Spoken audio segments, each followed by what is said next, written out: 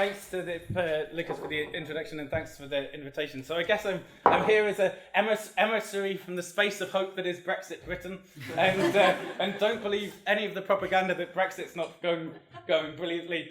It's going far worse than any of that propaganda suggests. So I guess me and Cindy was just saying at the in the break that we're both not in entirely hopeful frames of mind, but I will do my best.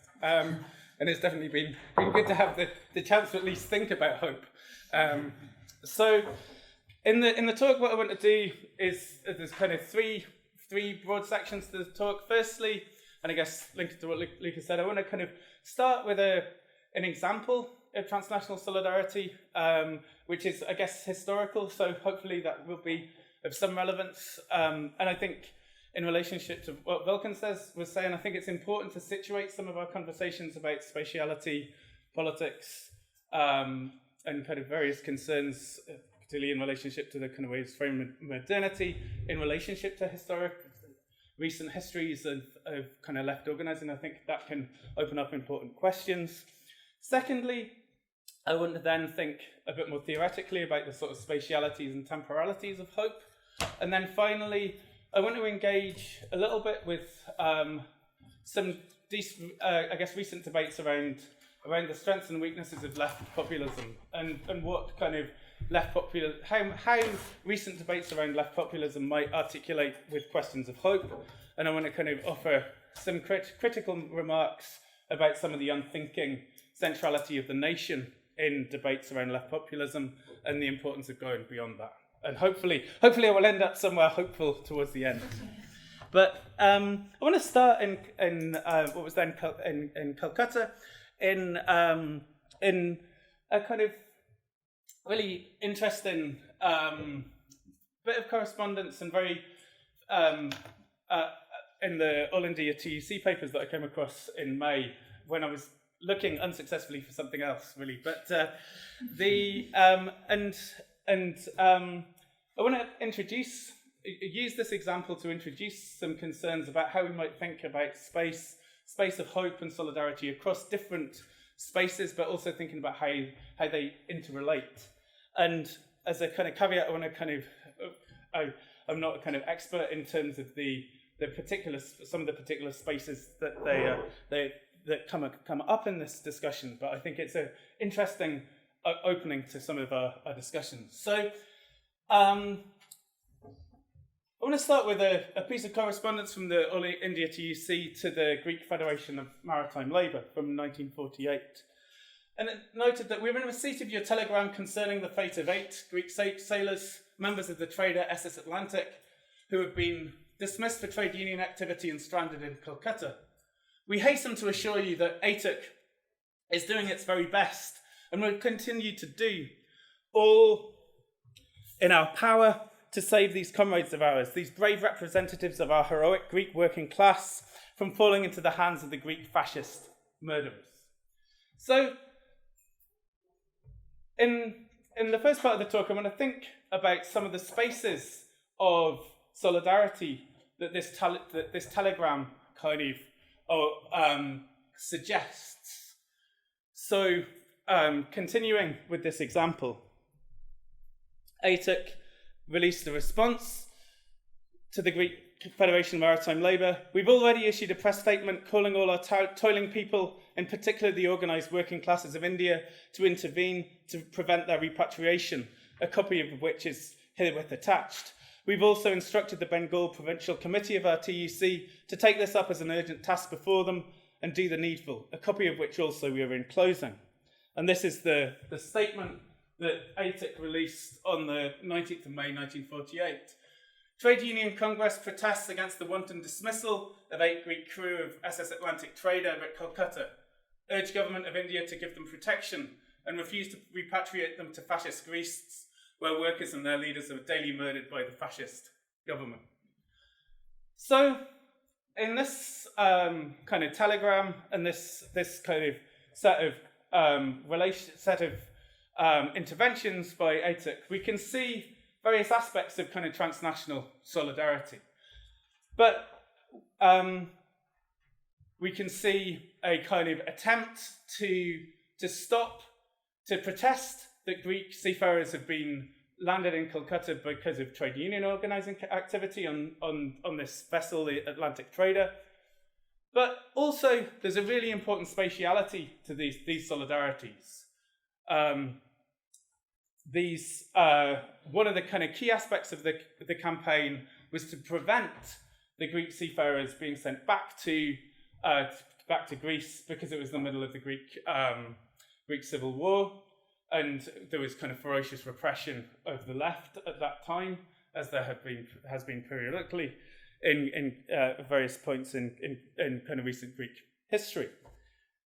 But one thing that really interests me, and another aspect of these solidarities, and this is probably one of the reasons why it caught my eye in terms of going through these papers, is where the Greek Federation of Maritime Labour was based. So the Greek Federation of Maritime Labour itself was based in Cardiff, in South Wales. It wasn't based anywhere in Greece for fairly obvious reasons, given the kind of repression of the left. And the Greek Federation of Maritime Labour was set up in Cardiff under pressure from the communist-controlled Greek Seamen's Union, and officially recognised in 1943 after the establishment of the Greek shipping pool in Cardiff as a consequence of the Greek government's entry into the Second World War. And Cardiff has a very rich and pretty neglected history of multi-ethnic labour organising.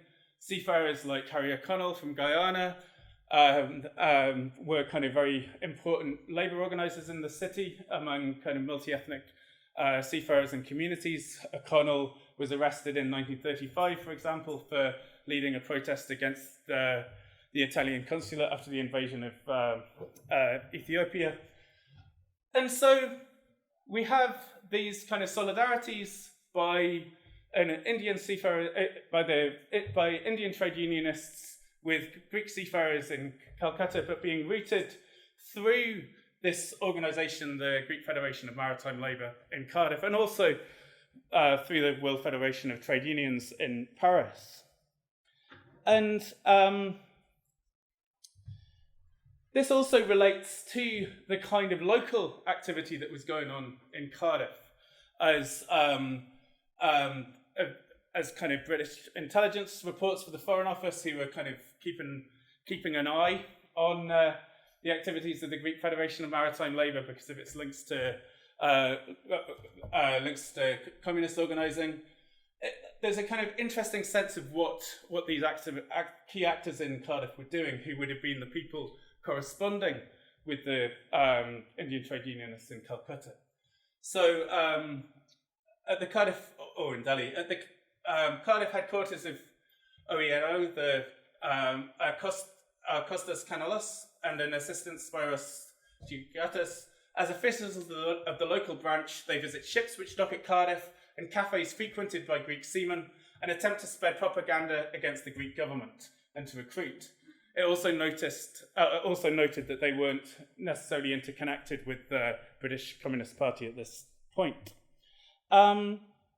So, in this sense, one of the things I want to suggest and to discuss is how transnational solidarities articulate between different contexts that are themselves in process, and rather than transnational solidarities being forged between discrete places, we can also, I think, see transnational solidarities as always being forged and constructed between places that are kind of being constructed in various relations to each other.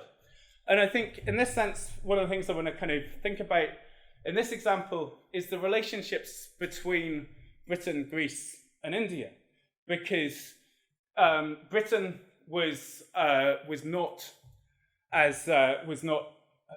kind of had strongly unequal power relations in relationship to both Greece and India.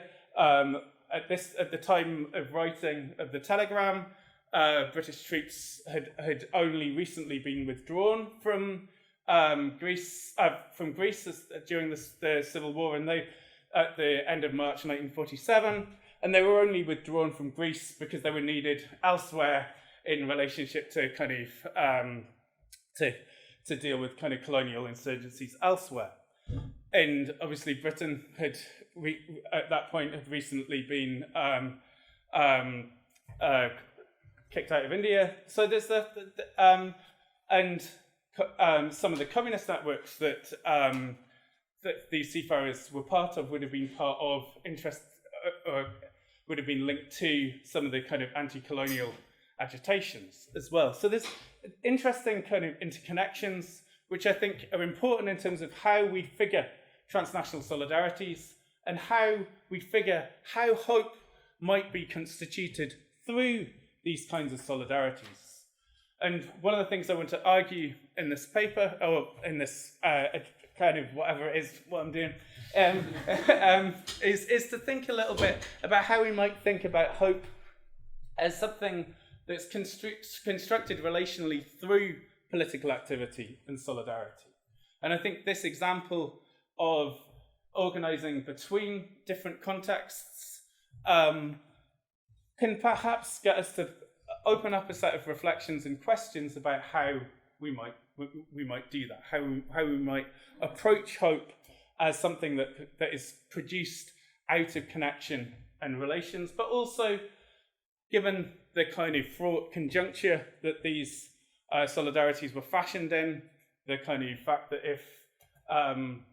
if the seafarers were sent back to Greece, they would end up being kind of in danger of being hung like other Greek militants at the time, then we need to kind of think carefully about the pressures of these conjunctures, and also some of the kind of tensions, given that these were kind of this was organising done at least in relationship to communist-controlled organisations like the Greek Federation of Maritime Labour. Think about some of the kind of really problematic left histories associated with these forms of organising, which is something I'll come on to perhaps in more depth.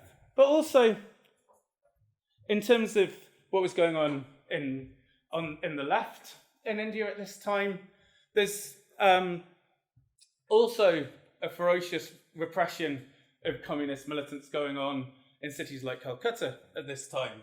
And that's interesting because it begins to warrant critique from figures like Reginald Sorensen and Julia Silverman on the UK left, who were involved in campaigning for Indian independence. And there's a kind of, the Indian Communist Party at this time was taking quite an aggressive line against Nehru, but Nehru responded in pretty kind of ferocious terms, and this led to Sorensen and Silverman, UK Labour MPs, expressing to Nehru in correspondence a somewhat grave concern at the arrest of prominent Indian trade unionists, and also if communists exist in friendly circles here. By friendly circles, he means the kinds of organisations and activists who are involved in things like the India League, campaigning for Indian independence, and has been expressed by individuals and groups. And they make it clear that this wasn't just a kind of narrow concern among communists. He argues that while some of this comes from communists, the feeling on the matter is very much wider, and there is some bewilderment among broad progressive circles who have always been sympathetic to the struggle of the great Indian national movement and who wish you well today. There is also a measure of apprehension about these developments in their implications. So again, this gives a sense of some of the kind of relationships between Britain, India, and also the kind of contested terms on kind of left dialogues between these sites and places. And Nehru responds basically by saying that some of his best friends are communists, and in terms unsurprising, given that Benjamin Zachariah has described Nehru as a kind of one-man Popular Front organisation on his own. But I think what's more interesting, I think, in the response is also the way in which Nehru articulates what was going on in kind of cities like Calcutta in relationship to a broader, what we might really see as a kind of anti-communist imaginary with more of a capital A, not just a criticality in relationship to communism or an opposition to some but to a kind of broader construction of a geography of anti-communism. He argues, latterly there has been evidence enough of a deliberate policy adopted by the Communist Party in countries of Southeast Asia, such as Burma, Malaya, which is a mixture of political revolt, sabotage, and individual killing. But rather than situating these conflicts in relationship to the kind of end of struggles against kind of imperialism, he kind of positions them as part of a kind of broader anti-communist logic, I think. But, and again, it kind of, I think in terms of kind of left histories, this situates the need to think about these ongoing kind of relations and connections between places, but also shows how in this period, towards the end of the 40s, early 50s, the kind of Cold War logics started exerting real pressure on the kind of formation of spaces of hope. And that's something I'll probably return to in a wee bit. So in terms of this opening example, I want to kind of raise a few questions before then turning to a little bit more theoretical reflection on how we might think of the relationships between spaces and temporalities of hope. So firstly, I think there's a set of questions here about how this transnational solidarity was shaped and produced across different sites of kind of Calcutta, of Cardiff, of Paris, and the WFTU offices, but also with the kind of ever-present threat of deportation of the seafarers to Greece. That this was a kind of embedded set of kind of unequal power relations that these solidarities were shaped in relationship to. And I think there's a sense of opening up a set of questions around what kinds of agency was shaped through doing so, and how did these intervene in these transnational relationships. And frustratingly, I've kind of managed to find a wee bit out from these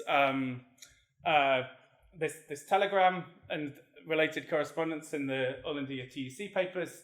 I've managed to cross-reference a bit with the papers of the intelligence files on the Greek Federation of Maritime Labour, but I haven't really managed to find anything in those files that mention this ship specifically. So this may also be a kind of paper solidarity where a few telegrams get exchanged and nothing really happens. But there may also be something else.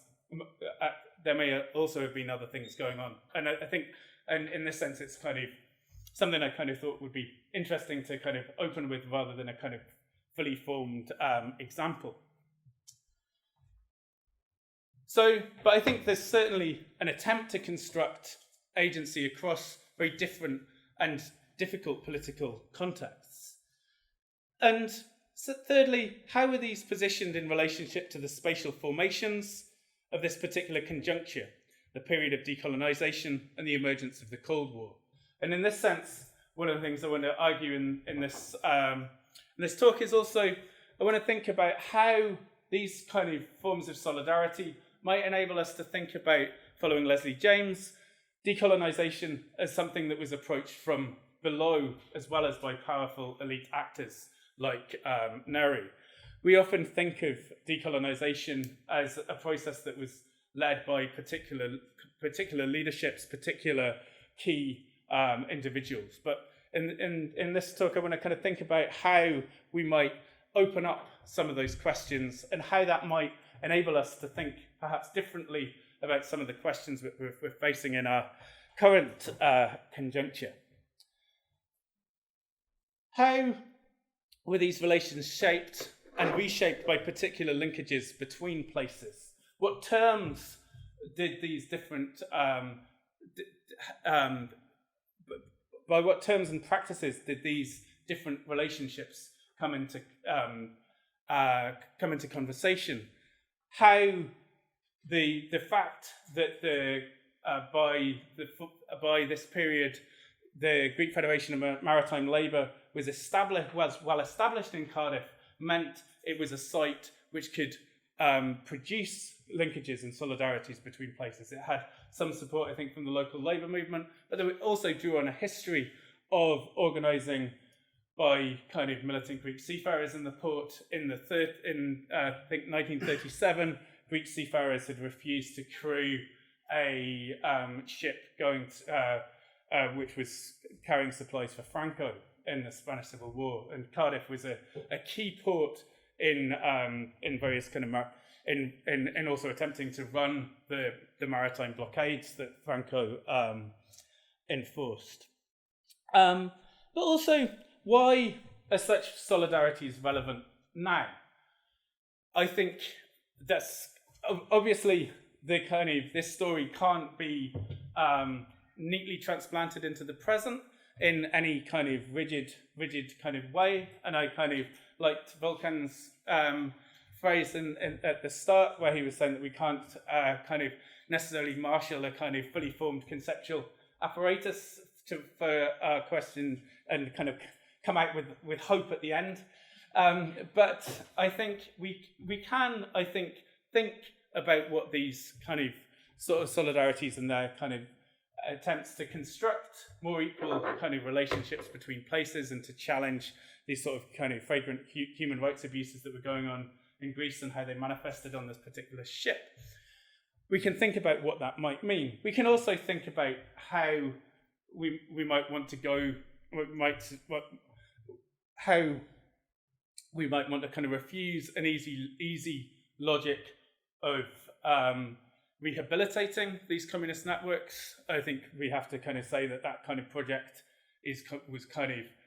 was a failure. I think attempts to kind of, by people like Eric Swingerdy, to kind of revitalize communism with a kind of a capital C in debates in political geography, I think are a dead end, and I think really problematic. And likewise, I think attempts by people like Vijay Prashad, whose work I very much admire at one level, but in kind of writings like Red Star Over the Third World, around, which gives at one level a really interesting anti-colonial history of the Russian Revolution, but also is completely evasive on some of the kind of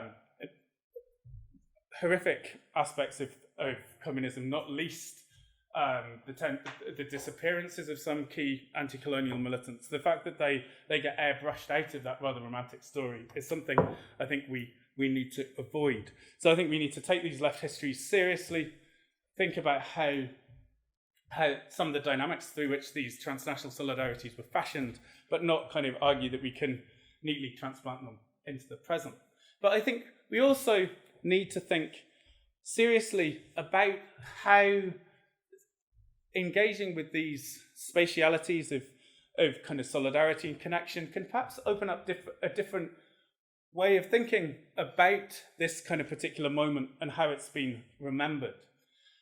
And in terms of that kind of era of kind of decolonisation. And in the next part of the talk, I want to do this by addressing, at least briefly, some of David Scott's work.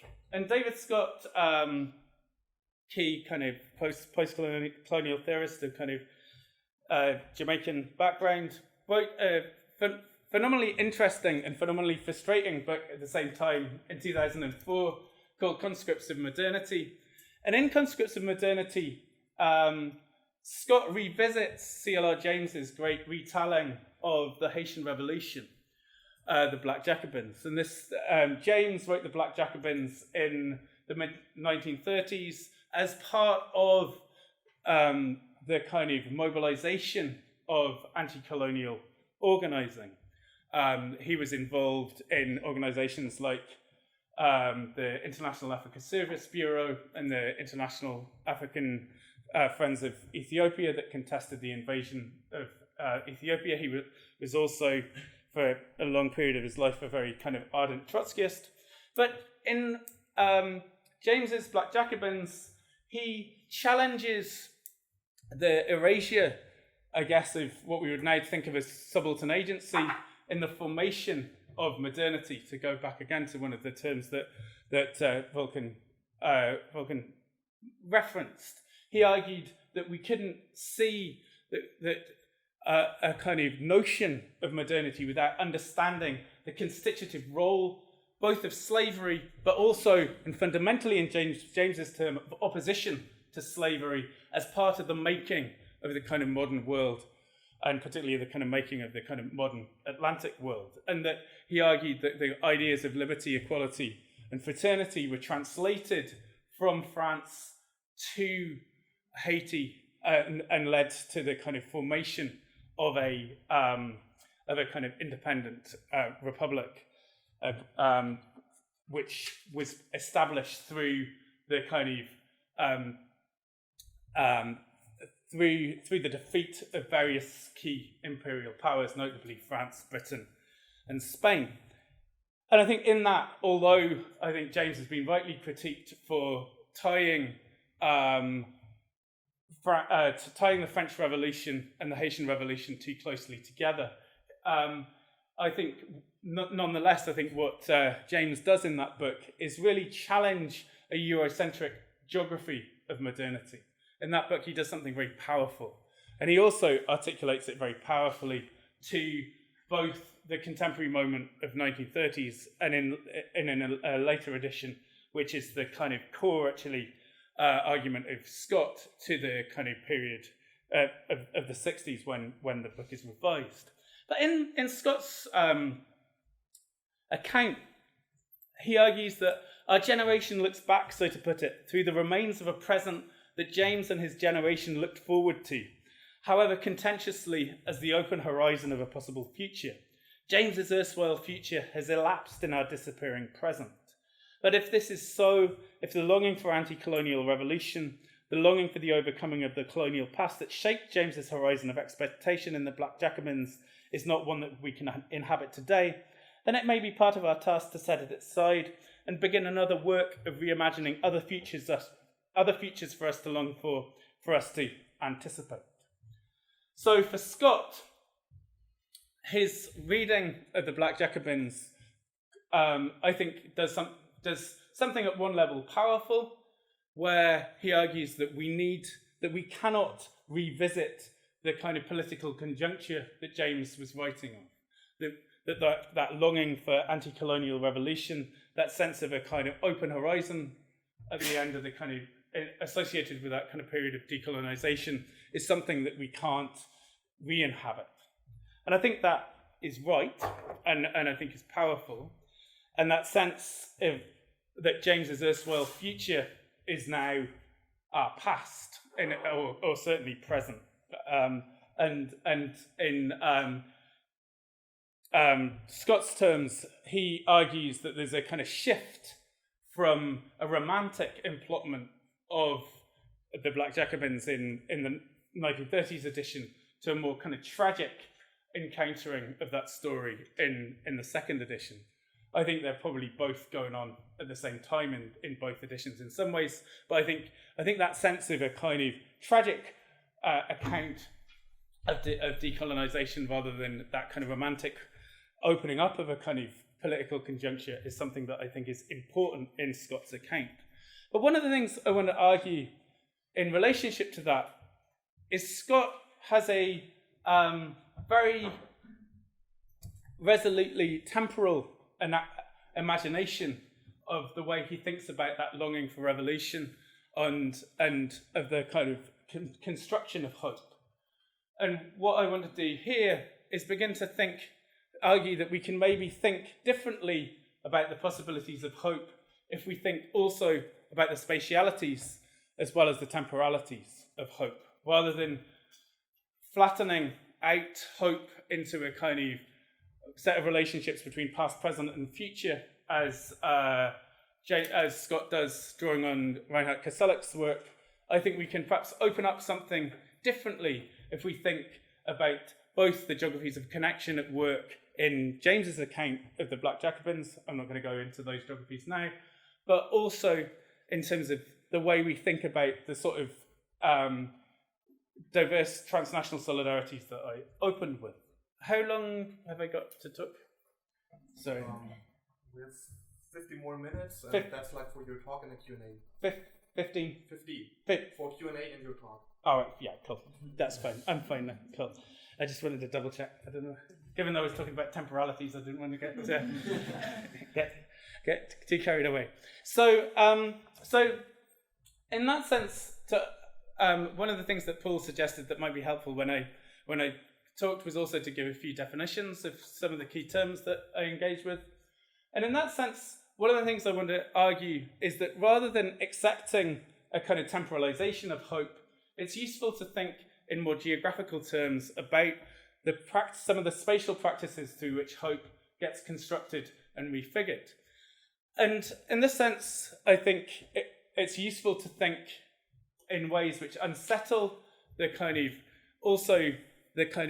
confining of the political left and constructions of hope around particular kind of nationed constructions or constructions of hope and the left which bind them within particular national contexts. And in this sense, I think it's useful to open up a kind of set of conversations between whether we want to talk about the transnational or the translocal when we think about relations that stretch between and beyond places. I don't think either of them are easy terms, and I don't want to kind of argue decisively for one over the other, but I think there's a very useful comment in a recent book by Radhika Mungia, where she observes that the very formulation of the transnational obliges, if not shackles us, to assumptions of space, state, and subjectivity already conceived in national terms.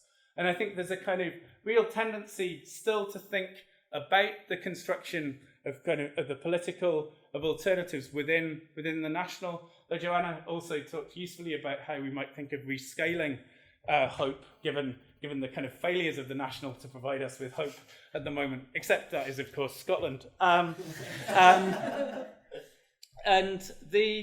But also, again, thinking about the diverse routings and trajectories of the maritime solidarities are a good example here. This was a group of seafarers who were kind of stranded in Calcutta, scared to go back to their own nation, being supported by a group of kind of activists and trade unionists in exile in Cardiff, in dialogue with Indian trade unionists. So it's not there's no straightforward national to build internationalism from in that account of solidarity. And in that sense, I think kind of opening up of the translocal and the kind of challenging of the kind of national as a already conceived subjectivity is useful. And briefly, I think to draw out some of these concerns, I want to think a little bit about debates that have been produced in recent work on labour geography.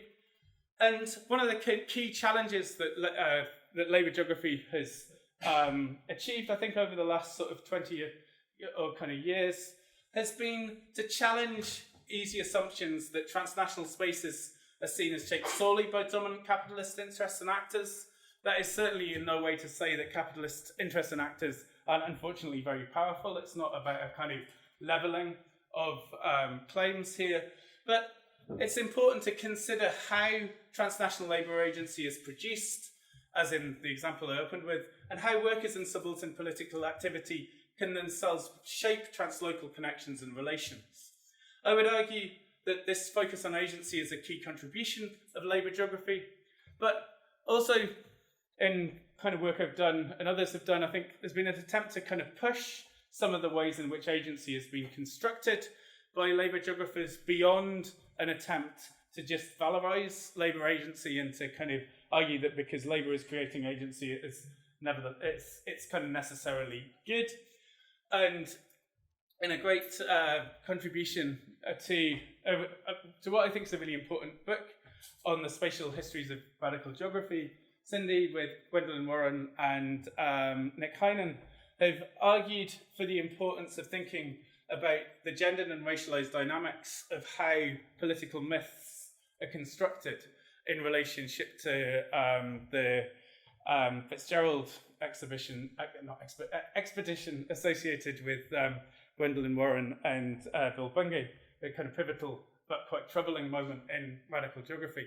And I think that their engagement with the kind of those tellings of gendered and racialized constructions of myth, I think are also important for thinking about how we engage with labour agency, rather than just arguing that labour agency is inevitably something that is progressive. want to argue that we need to be much more careful to think about the kind of some of the racialized and gendered constructions of agency, and also to argue that sometimes agency, really important progressive agency, can be constructed by challenging some of the racist and gendered assumptions of dominant trade union cultures. I'll mention that in a second. And so, as I kind of mentioned, one of the things I want to argue through drawing on examples like the one I opened with, is it's important to consider different political trajectories shaped at the intersection of maritime labour and decolonisation from below. And as in Doreen Massey's terms, space is unfinished and in process. This allows us to think about how diverse trajectories can have agency in shaping the practices through which spatial relations are produced.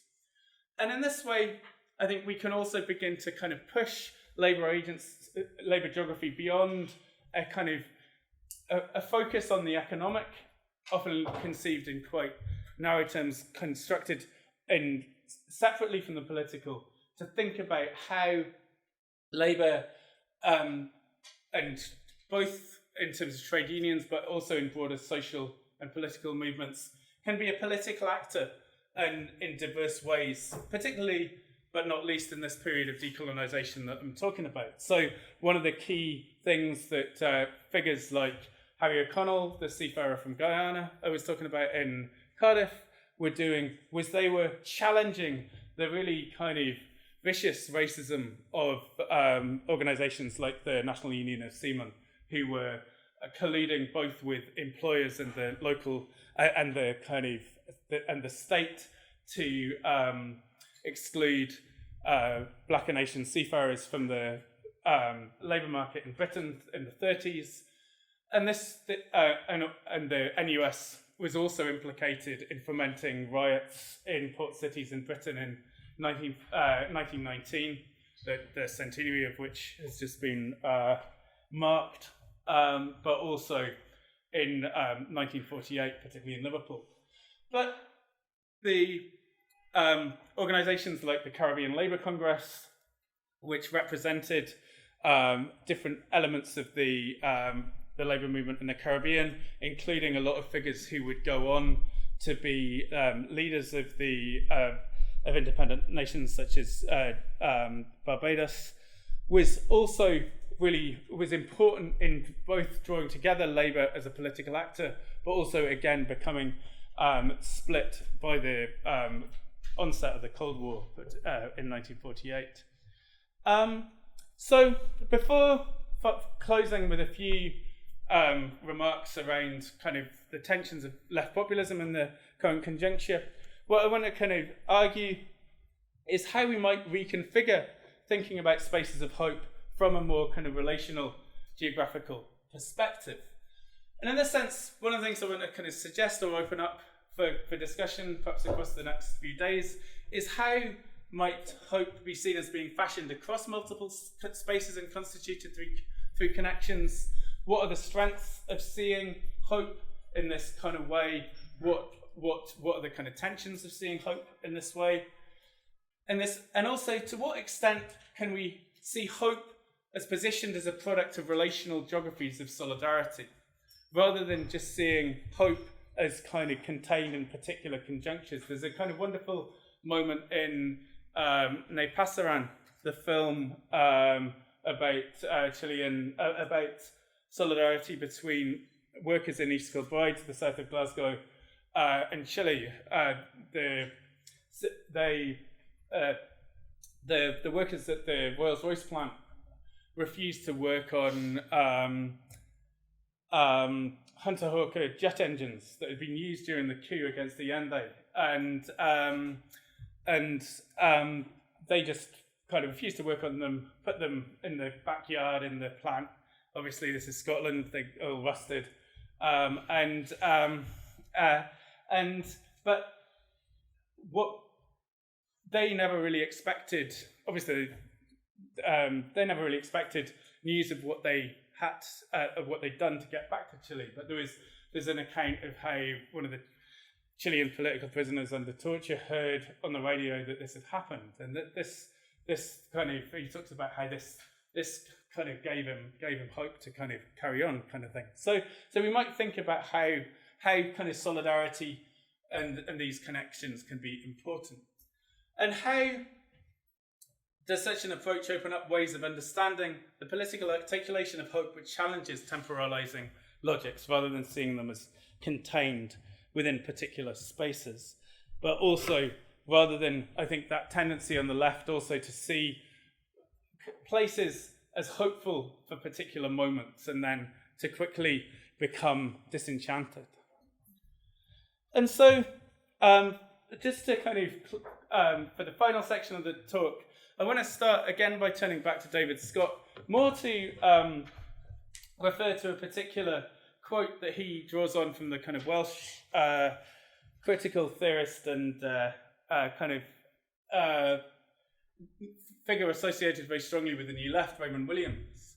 So he argues that he draws on this phrase by Raymond Williams that we are living with the slowly settling loss of any acceptable future. And certainly for, I think there's kind of core kind of resonance in that. But I think he also then still marshals Williams to a very temporalizing account of how we understand solidarity and hope. And one of the kind of quotes from Williams that has been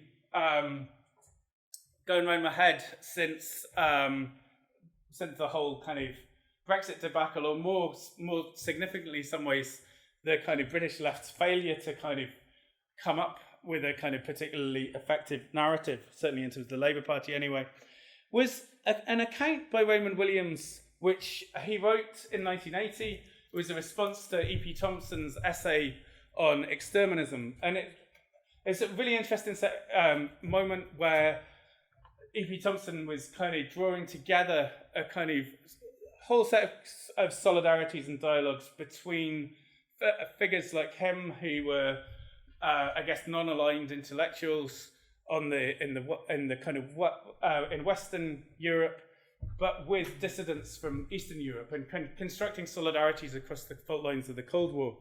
And in Williams's contribution, he argued it's very noticeable now that there's a congruence within that spectrum of opinion, which we can describe broadly as the Labour left, the left of the UK Labour Party, between economic, political and peace campaigns, which are all, in a general sense, unilateralist. Proposals for a near-siege economy, protected by the strongest version of import controls, proposals by the recovery of political sovereignty or actual withdrawal from the EEC, proposals for the unnegotiated unilateral renunciation of nuclear weapons and bases, all have a common style. And for Williams, the common style was a particular, he didn't put it like this, but a particular imaginative geography. And it's not in any sense that Williams was necessarily hugely pro-EEC. He was certainly a critic of nuclear weapons, and he certainly would have had interesting views in the economy. But what he argued that was there was a very kind of nation terms of those positions, which he argued overstated Britain's capacity and effect for independent action. And he also argued that there was a kind of real evasion in the simple rhetoric of go it alone, that kind of retreat to a particular kind of nation imagination of the political. And I think this is certainly one of the kind of quotes that I've had in my head when I've been trying to make sense of people like Corbyn's engagement with the EU. And I think it's interesting that the EU debates, and it's interesting that he's engaging with the kind of some of the positions around Tony Benn's kind of Labour left project, which was kind of important in the formation of people like Corbyn. I think it's actually potentially more some of the people around Corbyn, like Seamus Milne and Andrew Murray, who are still very wedded to some of these positions or re-articulating them. But I think more generally, this unthinking centrality of the nation as a category for the political has been really reworked in kind of troubling ways around some of the both some of the kind of theoretical and political debates around left populism over recent times, but also in some of the ways in which left populist movements and governments have acted. So Muth, in her book on left populism, Chantal Mouffe argues that it is at the national level that the question of radicalizing democracy must first be posed. And she argues that a left populist strategy cannot ignore the strong libidinal investment at work in national or regional forms of identification, and it would be very risky to abandon this terrain to right-wing populism. And at one level, I'm strongly sympathetic with Mouffe's argument that we can't necessarily just cede the terrain of the nation in this sense. But I think in various terms, both in Mouffe's writings and in the writings of key intellectuals like Inigo Errejón, associated with Podemos, there's been a very kind of basic attempt to do this, which doesn't really challenge the kind of terms in which the nation is produced, and certainly doesn't think the nation in a kind of relational or dynamic ways, and which can, I think, often, as in this quote from Paul Mason, really refigure the nation against outside others from a left perspective. So Paul Mason, actually, to his credit, has probably been one of the more interesting figures trying to challenge some of the limits of Labour's politics around Brexit. Nonetheless, has really perhaps reproduced some of the ways in which some of the kind of racialized discourses around migration that have been really part of the kind of toxic debates around Brexit. And I think in my view, and I think in the view of people like Satnam Virdi and Brennan McGeever in a fantastic piece in, I think, in racial studies called Racism, Crisis, Brexit, I think the EU has very little to do with Brexit in terms of the way debates are framed. I think it's much more to do with a kind of set of questions of a failure of Britain to deal with its post-colonial reckoning, really, for one kind of shorthand. But I was really depressed to see Mason drawing on, in terms of his a recent piece, arguing that Labour should commit overtly to the reform of freedom of movement. The other thing in Britain is we have this notion that at the moment we have a kind of freedom of movement in a uniform way, which is also deeply problematic. But he also here draws on Denmark's very repressive politics around migration as an example. So I think this gives some sense of how, on the left, the nation in left populist discourse isn't an innocent category. And in Inigo Errejón's arguments with conversations with Mouffe, he argues that for a need to combat right-wing populism by a refusal to cede the space of the nation, but still counters against this a democratic, progressive and popular patriotism rather than any real reimagination of the nation as a political space. So just to kind of perhaps draw this back to some of the concerns that I've been engaging with in the talk, I think one of the key things that the left needs to engage with in this question is to really challenge the kind of terms on which the nation is constructed and produced. And I think there's still a real set of investments on the left at times in terms of kind of erasure of kind of difference and a kind of an account where whiteness and class are seen as naturally produced together rather than challenged. There's a great piece in The Guardian in response to Ken Loach's film 1945, where Anna Chen argued that many on the left would still sell a mythologized all-white Little England. But she also argues that examples of cross-race class struggle are many, so why impose such a narrow filter? And I think that kind of raises an interesting question about why the nation, in Errejón or Mouffe's terms, and the way they imagine it, need to be the kind of markings of a kind of left populism rather than more open and formations rather than thinking about the kind of rich histories of cross-race and class struggle of ordinary multiculturalisms. Why can they not be politicized as the basis of a kind of left populism rather than a kind of national construction? And in this way, Marina Prentoulis, in a really useful piece in Soundings, has argued that in Europe we can see that the national element has been appropriated by successful right-wing populisms which are pushing away from the European project and towards the reenactment of state boundaries.